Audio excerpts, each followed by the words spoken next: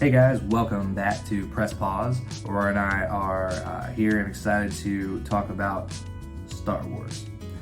So we're going to be talking about Star Wars today on the episode. Before we jump into that, we're going to mention again to you guys, we are official free travel agents, specialized in Disney, Universal, Royal Caribbean, Carnival Cruise Line, Sandals Resort. Feel free to reach out to us. We're travel agents with Share the Magic Travel Agency, completely free services, and we'd love to help you book your next set of magical memories with us. And we'll mention again, Aurora is the 4-year-old dachshund on the intro video of the channel. She's the inspiration for what we do here, and she will be the editor. So she's going to be doing, any little thing that pops up. She's the one doing that. Hope you guys appreciate and enjoy her humor that she has. I know we do all the time here at the house when she's running around having fun. So yeah, today we're going to be breaking down the Empire, okay, from Star Wars, and if they actually weren't so bad. Were they the bad guys? Were they not? I don't know. There's been some debates about that, and there's been people that have mentioned maybe they weren't, and we're going to talk about that here on the channel today. The Empire was fostered off of a few different ideals, right? And that is stability. And in stability, from that standpoint, what the Emperor is trying to say is having all systems follow under the Empire so that it will provide economic needs to all the planets that are under the Empire's umbrella in order to maintain the status quo. So you will get whatever economic needs your planet needs. They will help balance that.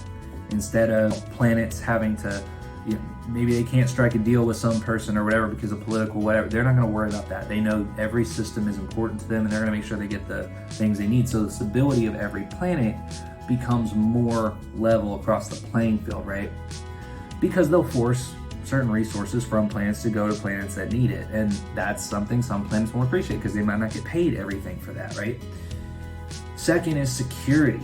Okay, security in this sense, what he's talking about would be to reinforce the same political breakdowns that we saw with Naboo, referring to the corruption and civil wars on planets like we saw between the Quarren and the Mon Cala. That's the thing that he doesn't want. He wants political breakdowns and things within planets to help make them more secure. And ultimately that can be done by taking away a lot of the politics out of it. So the Emperor is the top person. Everyone else kind of listens to him and does what he says. And so there's not really a lot of corruption that can go on. And if there is, it doesn't matter because he has the final say so at the end of the day. Last is safety, okay? This was the third thing that I believe he mentioned when he talked about turning everything into an empire.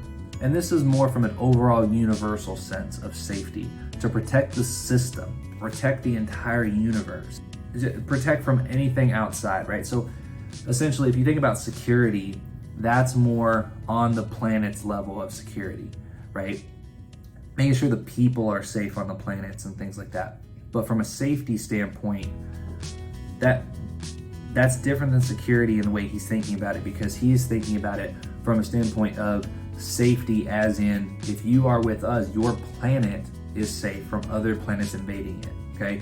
Security, yeah, you're safe from corruption on your own planet. You're safe from, bandits and things on your own planet. But even greater threats is what he's talking about with safety, and that's bigger systems wanting to completely obliterate or overtake something, similar to like Mandalore and what happened to Mandalore.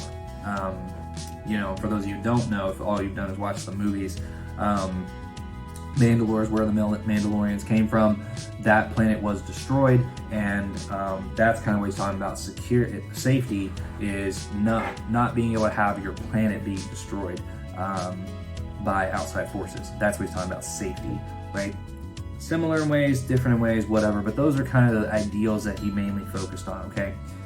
The stability prior to the Empire, if you think about stability again, we saw many systems with existing slavery, from systems that didn't have as good of economical fortune.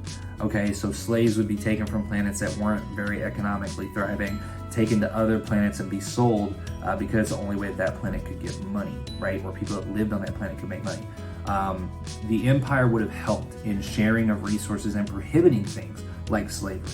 So that would have been taken away, which ultimately would have been good overall for the entire universe is to not have slavery, right? So his ideal there is not false. Security, military enforced government, okay, similar to like China and how China works. Civilians don't have guns there. There isn't as much crime as there is, like, say, in the United States. And education is placed as a much greater importance through the culture there than there is in places like the United States. The Empire would have brought these same types of systems to the atmosphere, right? To the whole atmosphere of the galaxy. They would have brought that same sense in there. So less weapons for civilians, no smuggling of drugs or illegal goods. They would have stopped all that because they would patrol and maintain everything. And better education to drive success of each system individually through their own people and their own people's education. So that would have been better enhancements as well. But do you want a military enforced government? Some are okay with it, some are not. Some people are like, oh, nobody needs guns. Well, if nobody needs guns, who's doing the enforcing? Only the criminals? No, that means you actually need the military being your enforcement. And then we become China. A lot of people are like, oh, I don't want to be that. So it's a whole political debate, guys. I don't know. But you can definitely see how they could see it that way and be like, well, we're trying to help people by putting in this militant government. And that's kind of what they were looking for, was security. From a safety standpoint, they took so many resources from the galaxy and used it to create things like the Death Star, okay? Once they took over and became an empire, they took a lot of resources. I mean, there's entire videos on YouTube about how much money it would have taken to actually complete the Death Star and how destroying it would have bankrupted the entire galaxy pretty much. They put so much money into things like that. And, you know, the Star Destroyers and all that stuff, that's all military force and military might. But it would have helped in providing protection for all the systems under the Empire, okay? And that's not enforcement, that's not police enforcement and things like that on the planet. That is the galaxy-wide safety. That's the galaxy-wide military that's built off of that. So they put so much into that, very similar to NATO in the real world. You're a part of the Empire, you got a lot of people backing you. So if you got a big country like, say, Russia, and they want to attack a country in NATO, well, it's just like the Mighty Ducks. You pick one duck, you take on them all. Very similar situation here. So again, were they wrong by wanting to provide that? No, not really. They wanted to provide safety. Can you argue that? No, that's a good thing. Ultimately, Sidious, and people are going to say, like, he's a Sith, right? And being a Sith makes you a bad person. Being a Sith doesn't make you a bad person. The Sith and philosophies of the Sith, yes, there are things about it that most people would say are not good, but it doesn't mean that they're bad people in general. They just have different desires than the Jedi, okay? Sidious, being a Sith, ultimately wanted power. And that's the foundation of being a Sith. You want power. You want to be idolized. You want to reach that next level. You want it for yourself, okay? You're not focused on anyone else. You're not focused on the greater good. You're focused on you and yourself, right? So does that mean he was wrong or he didn't want what was best for the universe? Doesn't mean he was, it doesn't mean that he didn't want the best thing for the universe. Ultimately, he wanted power. He wanted to be the #1 person in the universe by being the emperor. He got that. That doesn't mean that he didn't want the universe to succeed. That doesn't mean he wanted bad things for the universe. It just means he wanted to be the ruler. And ultimately, I think he's a very smart individual. And he would have wanted the best for the universe, because the better that the universe is and the better the economy and the greater that the universe is that he controls, the greater that he is.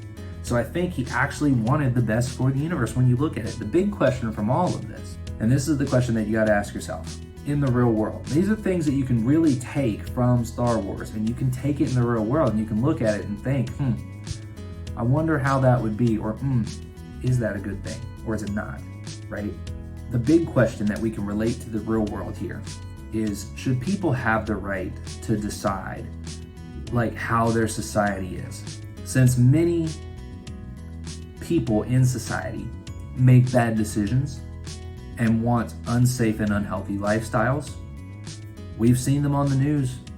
People that go and rob banks, people that go and shoot up places, people that go and create violence for the sake of creating violence. These people want that sense of power. They similar thing to cis, and they want that, and they crave it, and they make bad decisions. They do things that are bad for society.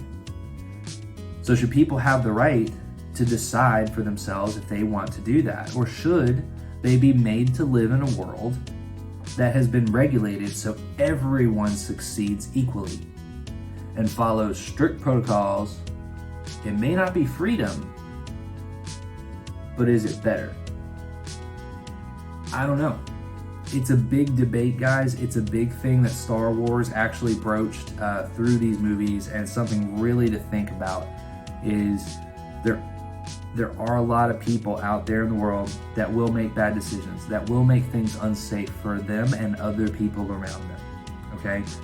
But is that something that can be fixed by a militant policing government? Is that something that will fix some of these issues that people have with guns and crime and all this stuff, and inclusion and racism and things? Will it fix those things? I don't know if you can say that. I don't know. I don't think anyone knows. And I think that's why this is a huge topic that was developed in Star Wars and is really something that can be related to the real world. Ultimately, Sidious believed in a Chinese type of system where the government runs and controls pretty much everything, the military enforces everything, and everyone is on a steady playing field. Ultimately, they make sure that anyone that is a part of society is contributing to society from the mandated protocols that have been put there. They are placed into things that make sure that they are contributing. In the US, people have the freedom to not contribute. People have the freedom to choose to go be a drug dealer. People have the freedom to go choose to get guns and for the purpose of robbing a place or whatever. People have the choice, the freedom to do that. Is it the best for the overall society to allow people to do that? I mean, I can't say one way or the other. I don't know. I can't run a simulation like Doctor Strange and look at every outcome that he did in the MCU, but it's a very interesting subject. It's a very interesting topic. We want freedom, but then we want to sit and ridicule some of those things that create that freedom. We want to enforce gun policies, and we want to prohibit any form of racism and any way that people could have prejudice. And we want to mandate that certain types of races, a certain portion of them have employed jobs at certain high levels of companies, and we want to force them into those roles and things like that. We want to push those things and force it into society and make it change like that. But ultimately, that takes away that same freedom that we sit there and say that we want in this country. It's interesting, guys. It's very interesting. And Star Wars broached that topic with the Empire. And I think they did a great job of showing how realistically on the Empire side, they really thought they were doing right. It was more a Chinese setup structure system. And honestly, were they wrong? I mean, you can't say right and wrong. I mean, it's just different decisions. It's different ways to have a society and different ways to have a government and set up a culture. You have to decide for yourself. But as you can see, from the Empire standpoint, the Empire could have been right from a certain point of view. And that's ultimately what we want to showcase here, is that, yes, the Empire is looked at as evil and the bad guys and all this stuff, but there's plenty of ways that if you look at it from the right angle, they weren't the bad guys. They actually wanted good for the universe. So again, I'm not saying whether I agree, disagree with any of that. It's way above my pay grade in society. I don't contribute on a high enough level to society to try and figure out an answer to what I believe on any of those things. But very cool topic, very cool situation. I thought it was interesting to talk about today. And Aurora definitely is on the side of the Jedi, definitely does not like the Empire. She doesn't like any of the bucket heads, which, that's the slang term for the stormtroopers and stuff.